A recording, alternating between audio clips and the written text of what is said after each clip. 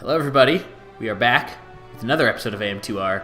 We're still in caves, like these games do, but we are going to... I think we're going to kill some bosses in this episode? I don't entirely remember. Oh? Isn't the whole game bosses, though, technically? I mean, yeah. There really are very few episodes that go by where you're not killing bosses in this game. Well, this is pretty much boss battle of the game.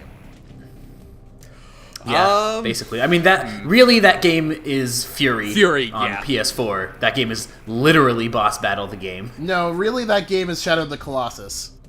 No, see, that game's got some exploration and stuff in it, though. Fury is... just sneaking my way over there. Fury is literally just, here's a level, it's a boss fight. And it just is that for the whole game. No, and there's a boss fight, and then there's 10 minutes of just walking aimlessly on a linear path. Man, it's cool. I haven't played that much of Fury, but that game is cool as hell. I've played like the first 2 levels of it. The walking gets obnoxious. I really, really want to play it. I'm kind of waiting until it goes on sale, but yeah, I heard about it a few weeks before it came out. I was like, wow, this looks really, really cool. It's awesome. It's super stylish. The combat is just like really fun and kind of unique. It's just good stuff. I've been sort of weirdly intrigued by the games that are described as like it's a boss fight and that's it. Like that was sort of what originally got me to play like the first Devil May Cry game. Is someone was just like, this is basically a string of boss fights, and I was like, that sounds okay. And so games that are sort of structured in that way, and Fury goes the most all out with it. Like most games, most times people say that. What they mean is like, yeah, there's a lot of boss fights, but also you're actually like moving around a lot and doing all these other things. But like the boss fights are what you're gonna remember. Spoiler alert, I'm going to actually probably do a No More Heroes run on this channel at some point. That is also kind of boss battle of the game. Yes, that is what I've heard about that game. Yeah. Have you guys played Shadow? Oh, sorry, Jordan, go on. There's a lot of stuff to do, but it's mostly boss battles. That's literally the entire game. Yeah, assassin after it's like a Quentin Tarantino movie. Pretty much. Is it? Most Quentin Tarantino movies are not like that, unless it's Kill Bill. Well, okay, yeah, it's specifically Kill Bill, which is a very good movie. I should rewatch that. Oh yeah, someone brought that up on Twitter recently. Like a friend of mine posted something about Kill Bill, and I started watching it, and I was like, yeah, man, these movies are good. Yeah. Solid. I like the first one a bit more because I felt like it was a little campier. For me, it's just like they're. I cannot watch one without watching the other. This is true. They are inseparable to me. Imagine how it was waiting for the originals to come out, like the second one to come out. Yeah, probably really awful. Especially because Kill Bill 2 is like much more. It feels like an ending to a thing. Like Kill Bill 2 is a lot more about like. It's more sort of classically Tarantino-ish in that it's like very philosophical. There's a lot more talking. There's a lot of like anti-climax in that movie, whereas like the first one ends with like that crazy ass 88-person fight. Oh yeah, right. I remember. So I feel like if there was a lot of time between watching those two, like maybe you would have been a little disappointed in Kill Bill 2, and I feel like that was actually what happened around the time. But now that you can watch them both at the same time, like to me, they're just one movie as far as I'm concerned. It was less than a year between the release dates between the two. The first volume was released October 10th, 2003, and volume 2 was April 16th, 2004. Yeah, that's still a lot of time, though, right? Like that. I mean, there was a very small amount of time between like The Matrix Reloaded and Revolutions because they were filmed at the same time. But even that wait was enough to be like, oh. Revolutions kind of sucks, and if you watch them back to back, Revolutions is still bad. Guess what? I gave up by that point. Speaking of which, and since we also, I guess, talked about either in AM2R or another part of something else, but I recently saw John Wick. Oh my god, yes. How did you like it, Jordan? I liked it. I liked it a lot, and it's funny because that we're talking about, like, boss battle game, where it's like, oh, John Wick is basically the boss battle, but everyone loses. But I actually loved it. Honestly, my favorite part is just like, oh, you killed John Wick, Wick's dog. Everybody's reaction is like, oh.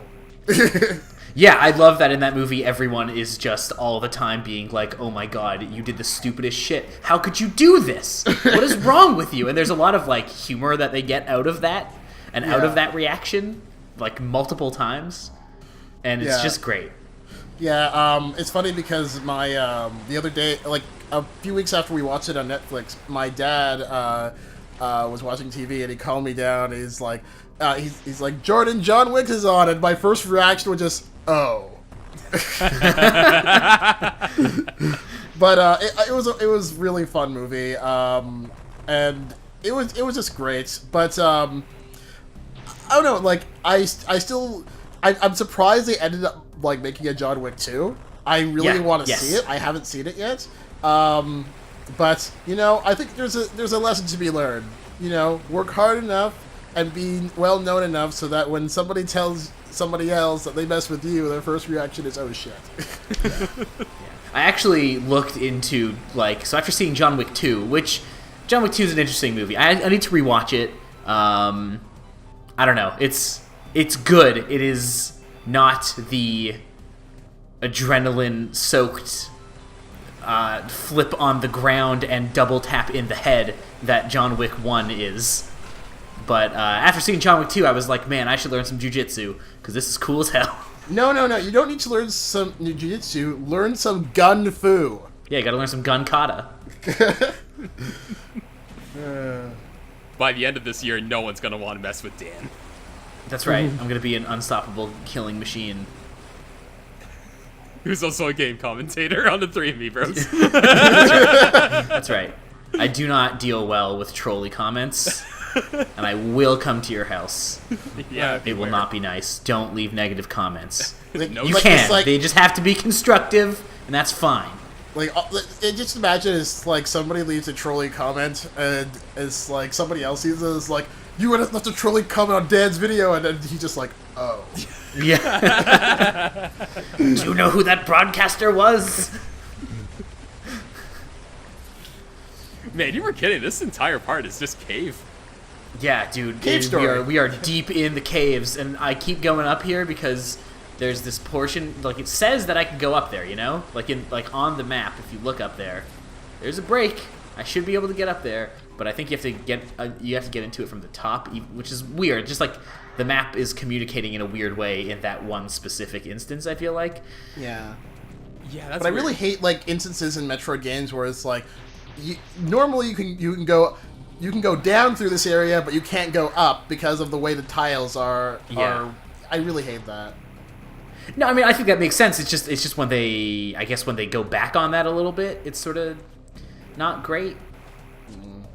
This is, if you guys look at the background, I feel like this was done by like a different artist, because it's very different from what we've seen before. And I know during the development phase they went through a number of designers. I actually feel like this background is fairly in line with the other backgrounds you see. It's just that like you don't often see the background like exposed like this, and the parts where you do are the parts where it's like, oh yeah, this is not a Nintendo Illustrator. They still look great, but it's got its own sort of look to it. And I do feel like this is somewhat in line, but it's totally possible it's a different artist. Yeah, that's a good point though, because like there's like hardly any platforms in this stage because the game knows you have the screw attack. So yeah, exactly. You just don't get the backgrounds exposed like this very often. Speaking of Cave Story, it's getting a physical release. Yeah. Oh really? Yeah, I was really surprised cool. actually. Oh well, that's the end of the part. I'm sorry.